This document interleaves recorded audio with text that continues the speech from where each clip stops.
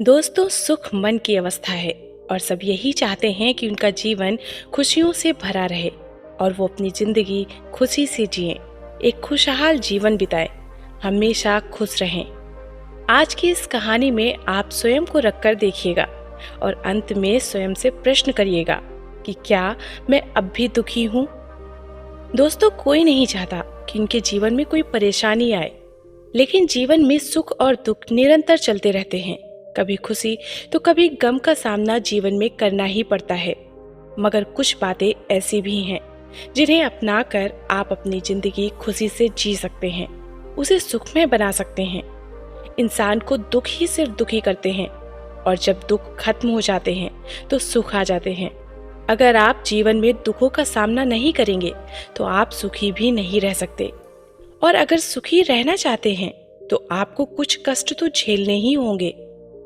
कुछ लोग जब उनका दुखों से सामना होता है तो वो बर्दाश्त नहीं कर पाते और अपनी किस्मत को दोष देने लगते हैं कि मेरी किस्मत में तो सुख है ही नहीं, जबकि सुख और दुख सभी के लिए बराबर आते हैं। पर वो इसे ना समझकर जीवन को बर्बाद कर लेते हैं, नाना तरह के कुलत में लग जाते हैं, जिससे वो खुद ही अपने जीवन को दुखों में जकड़ लेते हैं और परेशान रहने लगते हैं। इसी पर आधारित आज की ये कहानी नेपाल के एक छोटे से गांव में रहने वाले एक व्यक्ति की है। उस व्यक्ति के जीवन में बहुत दुख था। वो हर पल दुखी रहता था। वो जहां भी जाता उसे लगता कि हर कोई उसे दुखी कर रहा है। वो घर जाता तो अपनी बीवी बच्चों से परेशान हो जाता, लड़ने लगता और मन ही मन सोचने लगता कि इससे अच्छा तो मैं कुंवारा ही रहता। मैं विवाह करके उल्टा फंस गया, मुझे केवल दुख मिला। वो हर बात पर चिंता करने लगता था। कोई भी काम करने जाता तो उसका काम नहीं बन पाता, किसी भी काम में सफल नहीं हो पाता। उसे कभी परिवार की चिंता सताती तो कभी खुद की। पहले तो उसके पास छोटा मोटा व्यापार था, वो भी अब घाटा खाकर मजबूरन बंद करना पड़ा। इसके बाद तो वो फालतू ही इधर उधर घूमता रहता और चारों ओर से दुख को समेटता रहता। वो और भी अब दुखी रहने लगा। जैसा कि वो अब काम भी छोड़ चुका था, अपने व्यापार को नुकसान में डुबा दिया था, तो वो अब सिर्फ घर में बैठा रहता और हर वक्त तरह तरह के बुरे विचारों का सैलाब उसके मन में उठते रहते और वो इसी बात को लेकर चिंतित रहता। वो स्वयं से कहता रहता कि मुझसे ज्यादा दुख किसी के जीवन में नहीं है, मेरे ऊपर ही सारी दुनिया का बोझ है। वो इस बोझ को हल्का करना चाहता था। इसके कारण वो अपने मित्रों के साथ घूमने जाने लगा। बिना कोई काम के वो इस तरह अपने मित्रों के साथ अब धीरे धीरे कुलत में पड़ने लगा। वो अब मदिरापान करने लगा था। मदिरापान करके घर लौटता और घर में झगड़ा करता। वो सोचता कि मदिरापान करने से मेरी सारी समस्याओं का समाधान हो जाएगा, मुझे कोई दुख नहीं रहेगा। इसीलिए वो रोज मदिरापान करता और अपनी दुनिया में खोया रहता। उसे क्षणिक भर का सुख मिल जाता। जब वो मदिरापान के नशे में रहता तब तक उसे बहुत मजा आता। सोचता कि सारी दुनिया का सुख मुझे मिल गया है, मैं ही सबसे सुखी इंसान हूँ। लेकिन वो होश में नहीं रहता। अब तक तो उसे उसके मित्रों ने मुफ्त में ही मदिरापान करवाई, लेकिन अब उसे धीरे धीरे मदिरापान करने की लत लग गई थी। अब तो वो रोज अपने पैसे से मदिरापान करता। पैसे नहीं होते तो वो उधार पीता, जिसके कारण उसके ऊपर अब कर्ज भी बढ़ गया था। दोस्त और समाज उसे तो बिगाड़ने में ही लगे थे। कोई बिगड़े किसी का घर बार लुट जाए, उससे उन्हें कोई मतलब नहीं था। एक दिन वो व्यक्ति दिन भर मदिरापान करके सड़क पर लेटा था। उसे कोई भी चिंता नहीं थी। उसे अपने घर बार की, अपने बीवी बच्चों की कोई भी परवाह नहीं थी। होश आते ही वो अपने घर की ओर चल देता है। उस रात उसकी पत्नी और उसके बच्चे मिलकर उससे बहुत झगड़ा करते हैं, बहुत लड़ते हैं, जिसके कारण वो व्यक्ति अपने पत्नी और बच्चों पर हाथ उठा बैठता है, जिससे उसकी पत्नी और बच्चे भी क्रोध में आकर उस पर भी हाथ उठा देते हैं। और जब वो व्यक्ति ये देखता है कि मेरी इस बुरी आदत के कारण मेरी पत्नी और बच्चे मुझसे ऐसा व्यवहार कर रहे हैं, तो उसके हृदय पर गहरा आघात पहुंचता है। वो मन ही मन सोचने लगता है कि अब मैं अपने जीवन को खत्म कर दूंगा, और वो फूट फूट कर रोने लगता है। वो कहता है कि अब इस जीवन में क्या ही बचा है, दुख के सिवा कुछ भी नहीं है।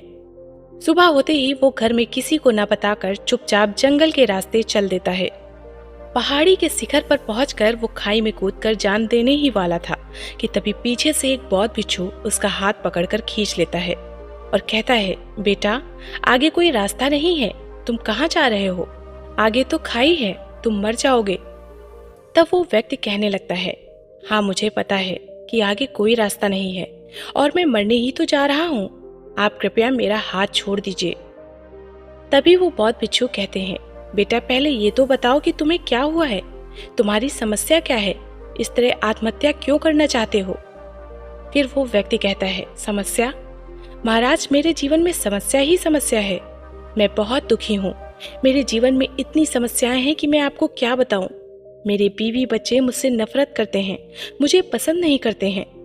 मेरा जो छोटा सा व्यापार था वो भी अब घाटे में डूब गया है, मैं बर्बाद हो चुका हूँ, अब मेरे पास कोई काम भी नहीं है। और दूसरी बात, अब मैं कुलत में फंस गया हूँ, जिसके कारण मेरे घर में रोज लड़ाई होती है।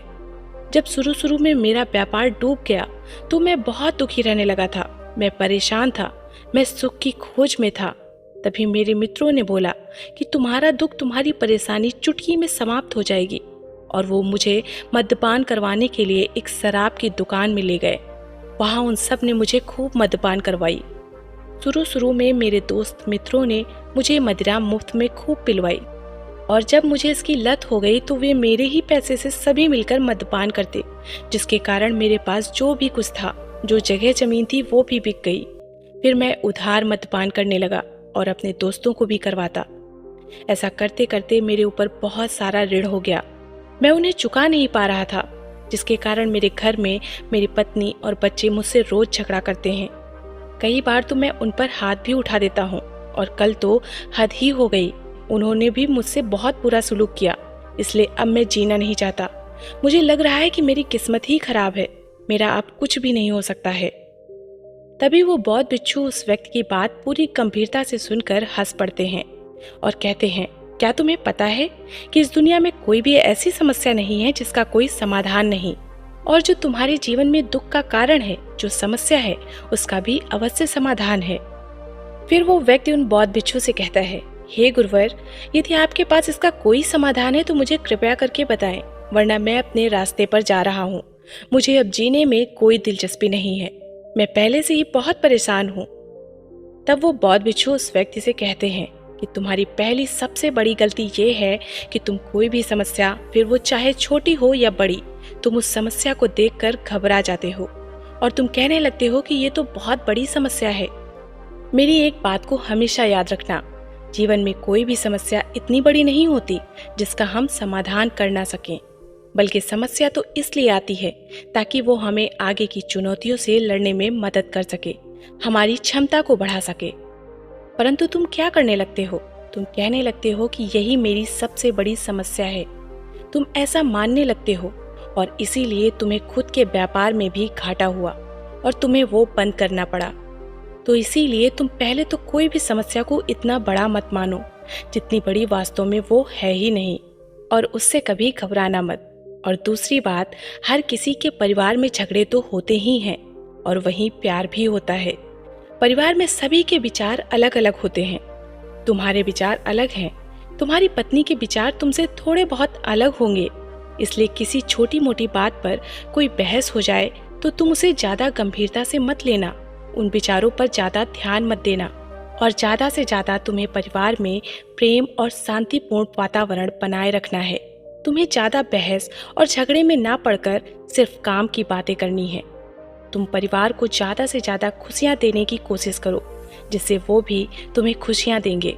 परिवार में खुशी बांटने से खुशियां बढ़ती हैं, इसके बजाय तुम उनसे लड़ने लगते हो और अपनी समस्या और दुख को बढ़ा लेते हो। और तीसरी बात, चाहे कैसा भी समय हो, चाहे कोई भी परिस्थिति हो, तुम अपना धैर्य मत खोना। मैं तुम्हारे मन को पढ़ पा रहा हूँ, तुम अक्सर ये सोचने लगते हो कि मेरे जीवन में इतनी बड़ी समस्या है, इतना बड़ा दुख है, मैं वो नहीं कर पाया, मैं ये नहीं कर पाया, सारे दुख मेरे जीवन में ही हैं, मेरे बीवी बच्चे मुझसे लड़ते रहते हैं। तुम इन्हीं विचारों में उलझे रहते हो और तुम अपने काम के प्रति ध्यान ही नहीं दे पाते हो, और इसी समय तुम अपना धैर्य खो के क्षणिक सुख के पीछे भागने लगते हो। तुम सुख के खोज में अपने काम धाम को छोड़कर घूमने फिरने चले जाते हो, दोस्तों और मित्रों के साथ गप्पे लड़ाते हो, उनसे बेतुकी बातें करते हो, और उनके साथ में लगकर तुम कुलत में भी फंस चुके हो। वो तुम्हें बहकाते हैं और तुम भी उन्हीं के बातों में पड़ जाते हो। सही गलत का तुम निर्णय ही नहीं कर पाते हो। इसीलिए मेरी इस बात को तुम हमेशा याद रखना कि चाहे जैसी भी परिस्थिति हो, अपना धैर्य मत खोना। और चौथी बात जो तुम्हें हमेशा याद रखनी है वो है जीवन में कभी भी क्षणिक सुख के पीछे मत भागना। अधिकतर इसी कारण की वजह से लोग कुलत में फंस जाते हैं, तरह तरह के नशे करने लगते हैं, वो मद्यपान करने लगते हैं, सिगरेट शराब आदि का सेवन करने लग जाते हैं और इसी तरह के कुलत में फंस कर रह जाते हैं, जिसके कारण उसका धन भी बर्बाद होता है और शरीर भी अस्वस्थ होता जाता है। इस प्रकार के पदार्थों को बनाया ही इस तरह से जाता है ताकि जिससे लोग उसे एक बार प्रयोग करने मात्र से उसके आदी हो जाएं। व्यक्ति को इन पदार्थों से क्षणिक सुख मिलता है और व्यक्ति उसी सुख को पुनः पाना चाहता है और धीरे धीरे वो उसमें फंसता चला जाता है। वो एक अलग ही दुनिया का आनंद लेने लगता है और इससे उसका मूल्यवान समय बर्बाद हो रहा होता है जो कि उसे पता ही नहीं चलता। और जो व्यक्ति समय और धन को इस तरह नशे में बर्बाद करता है वो जीवन में कभी भी सुखी नहीं रह पाता और बाद में उसके साथ साथ उसके परिवार और बच्चों को भी दुख भोगना पड़ता है। इसीलिए मेरी इस बात को जीवन में हमेशा याद रखना कि कभी भी क्षणिक सुख के पीछे मत भागना। और पांचवी बात, अगर तुम्हें कोई भी समस्या हो, कितनी ही बड़ी आफत क्यों ना आ जाए, तुम समस्या को अकेले अपने मन में कभी मत रखना। अपने घर परिवार से साझा जरूर करना, उनके सामने उन समस्याओं को व्यक्त करना जिससे तुम्हारा मन हल्का होगा और परिवार में साझा करने से उसका कोई न कोई समाधान भी तुम्हें अवश्य मिलेगा। ज्यादातर लोग जब उन पर कोई समस्या आती है, जब उन्हें कोई व्यापार में घाटा होता है, तो वो खुद को ही परिवार के सबसे बड़े सदस्य मानने लगते हैं, जिसके कारण वो उन समस्याओं को अपने परिवार में साझा नहीं कर पाते। वो सोचने लगता है कि मुझसे बड़ा मेरे परिवार में और कौन है, मैं इसे क्यों अपने पत्नी बच्चों से इस समस्या का साझा करूं, वो मुझे क्या ही समाधान दे पाएंगे। परंतु कोई समस्या का समाधान जरूरी नहीं है कि वो सिर्फ बड़े लोगों के पास ही हो। वो समाधान, वो उपाय एक बच्चे के मन में भी हो सकता है। उस चीज का हल क्या पता आपको अपने पत्नी या अपने बच्चे से ही मिल जाए। तो इसीलिए यदि जीवन में कोई भी समस्या आए तो अपने परिवार से साझा जरूर करें। और छठी और आखिरी बात यह है कि मैंने जो ये 5 बातें तुम्हें बताई हैं, उन्हें सदैव ध्यान में रखकर चलना। तुम कभी भी किसी भी समस्या से नहीं घबराओगे और तुम्हारे जीवन में कोई भी समस्या आए, कोई भी दुख आए, वो तुम्हें छोटी लगने लगेगी। उन बौद्ध भिक्षु की बातों को सुनकर उस व्यक्ति का मन बहुत हल्का हो गया। वो अब पूरी सकारात्मकता से भर गया था। अब उसके मन में सिर्फ अच्छे ही विचार चल रहे थे और उसे लगने लगा था कि मेरा एक नया जन्म हुआ है। उसे जीवन का सारा खेल समझ में आ गया था और अब उसे लगने लगा था कि जीवन तो बहुत सुंदर है, जीवन बहुत सरल है, बस मैं इसे समझ नहीं पा रहा था।